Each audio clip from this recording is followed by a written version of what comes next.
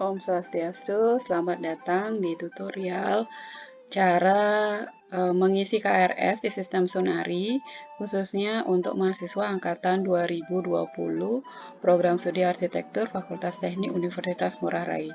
Jadi kalian sebagai mahasiswa baru mungkin bingung caranya untuk mengisi KRS. Dan saat ini karena kondisi pandemi juga, maka terpaksalah harus mengeluarkan video tutorial seperti ini. Tetapi walaupun tidak zaman pandemi sekalipun, untuk di semester-semester berikutnya, proses ini tetap kalian lakukan secara online. Kalau dulu kakak-kakak kelas kalian, pembayaran SPP-nya masih manual, verifikasinya juga manual, dan pengisian KRS juga dilakukan secara manual. Kalau arsitek itu biasanya berkumpul bersamaan, kemudian mengisi secara ditulis, kemudian PA, pembimbing akademik kamu datang, kemudian baru diverifikasi oleh PA pada saat itu juga. Karena zaman sudah canggih ya, jadi harus dilakukan secara online, dan berikut adalah caranya. Pertama-tama kamu harus pastikan dulu bahwa kamu sudah melakukan pembayaran SPP, itu yang pertama. Yang kedua, kamu sudah mengunggah buktinya. Lalu yang ketiga, posisi dari status pembayaran SPP kamu adalah sudah terverifikasi. Kita coba dulu ya. Pertama, seperti biasa, kamu buka dulu UNR Aceh ID, lalu kamu klik Sunari di pojok kanan atas, lalu kamu masuk dengan NIM kamu. Kemudian cek dia di sistem di sebelah kiri pembayaran SPP. Oke, jika sudah muncul seperti ini, sudah terverifikasi atau tervalidasi, maka kamu bisa melakukan pengisian KRS. Jadi itu adalah tandanya kamu harus melakukan, kamu bisa melakukan pengisian KRS. Jadi klik bagian akademik, kemudian kamu buka kartu rencana studi yang paling atas. Di sini ada pengajuan KRS, validasi KRS, dan KRS sudah tervalidasi. Yang paling pertama itu adalah registrasi KRS baru. Klik itu, kemudian nama sudah betul. Yang kamu harus lakukan adalah klik tanda titik 3 di sebelah kiri. Lalu mulailah untuk memilih mata kuliah. Ya, jadi mata kuliah yang kamu pilih, misalnya seperti ini, agama, kemudian oke, ya, jadi pilih mata kuliahnya. Bisa juga kamu menulis mata kuliah di sini.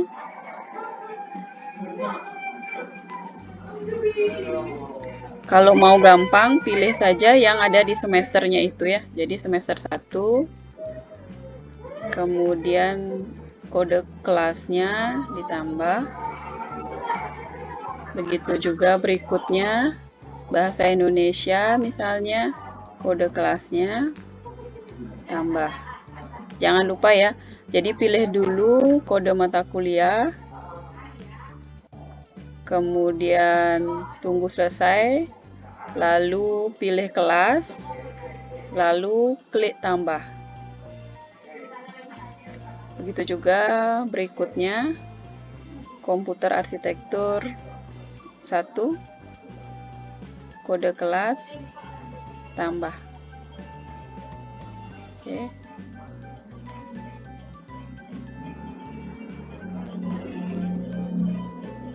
Mekanika teknik. Oke, kode kelas tambah. Ini lihat SKS kamu baru 13. Rata-rata SKS yang ditempuh itu sekitar 20 atau 22 SKS. Jadi kalau masih sedikit berarti masih kurang. Bisa ditambahkan lagi, cari-cari lagi yang ada tulisan semester 1-nya. Halaman berikutnya,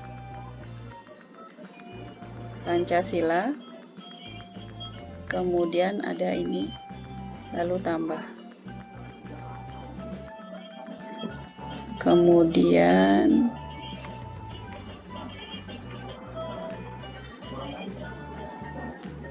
Teknik komunikasi.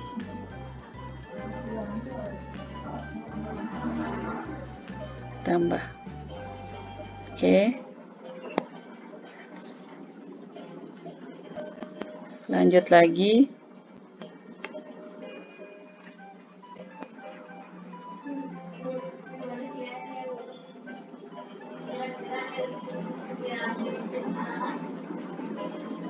Nah, ini yang ketinggalan, pengantar arsitektur.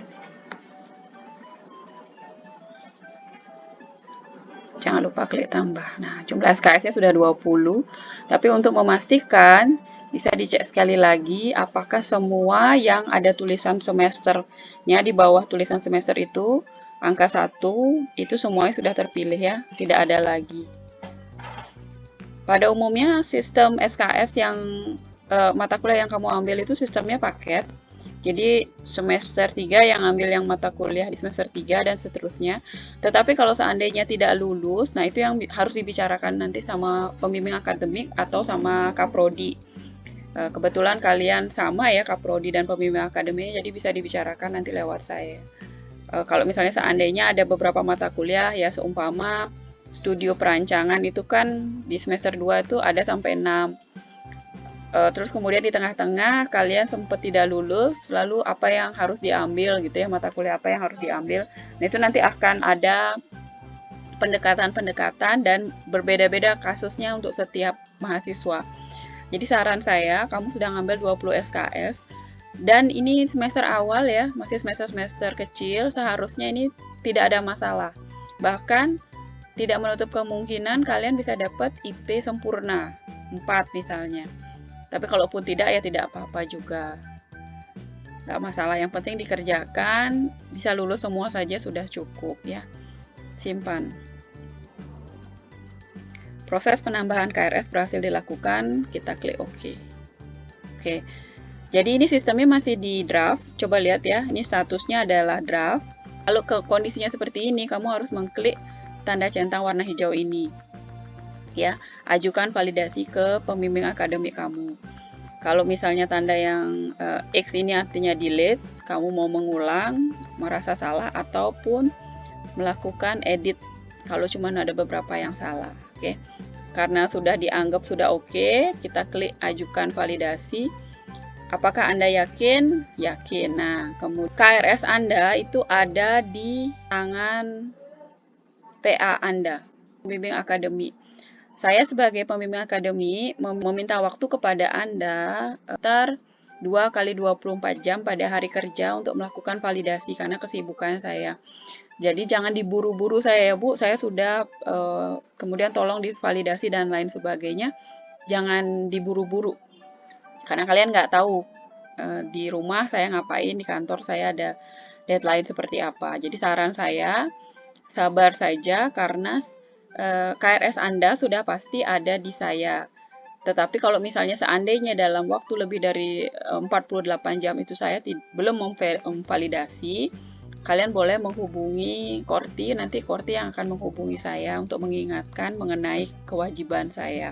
Jadi habis ini saya akan melakukan validasi dengan KRS-nya Nariti. Kita akan lihat nanti kondisinya seperti apa ya.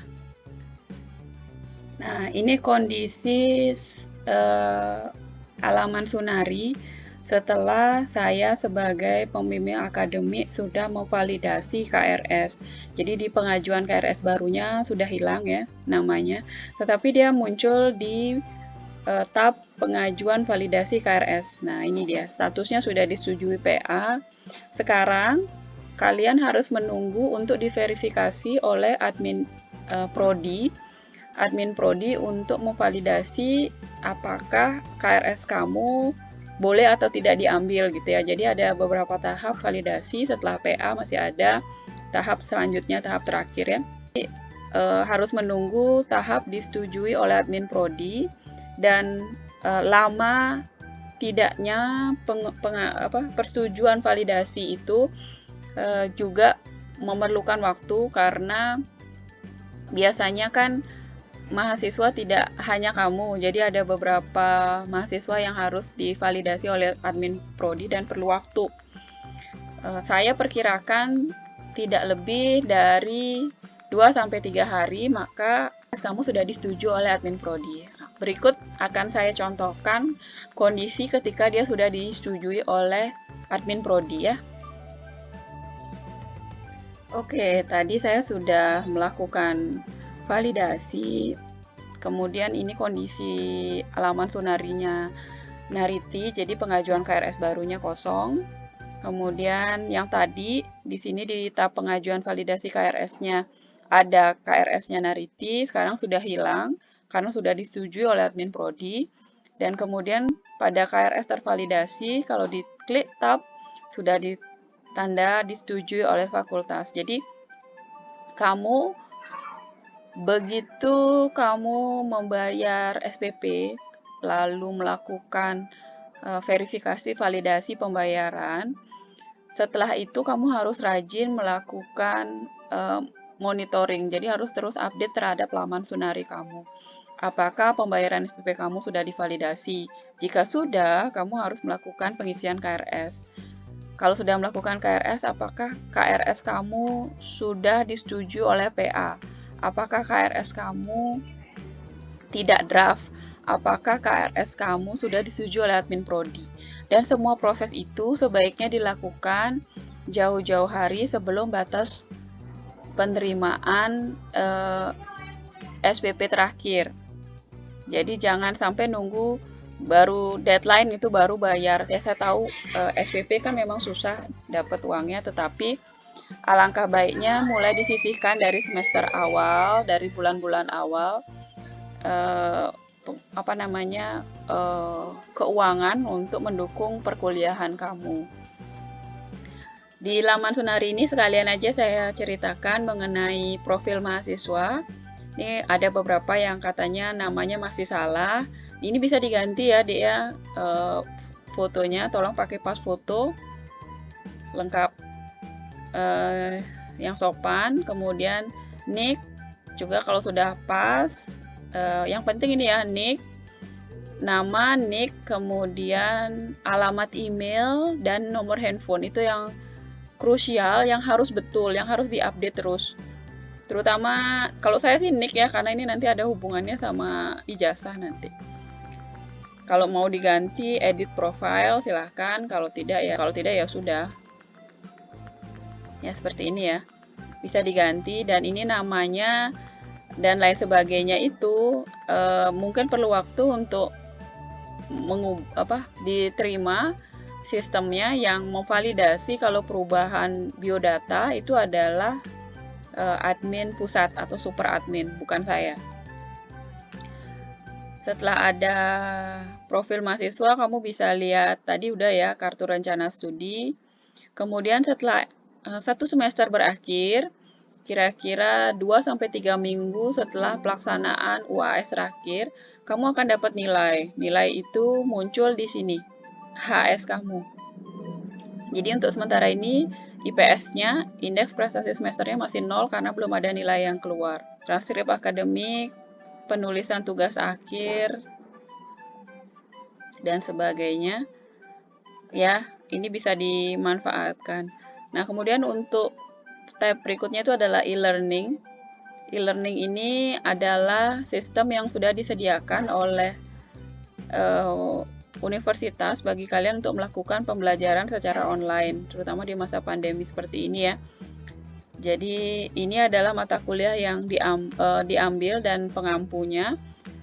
Kemudian di sini seharusnya adalah peralihan sistem dari GCR. Kemarin kan masih pakai GCR, Google Classroom, karena pembayaran SPP belum bisa terverifikasi, jadi masih pakai GCR. Tapi nanti kemungkinan bulan Oktober atau setelah UTS, mungkin dengar-dengar aja info, kemungkinan akan migrasi melalui ke Sunari. Jadi kuliahnya akan dilakukan secara ini, kecuali atas persetujuan dosennya. Oh ya, ini klik yang ini ya, tampilkan kelas e-learning yang diambil, jadi hanya kelas-kelas yang kamu ambil saja yang akan muncul.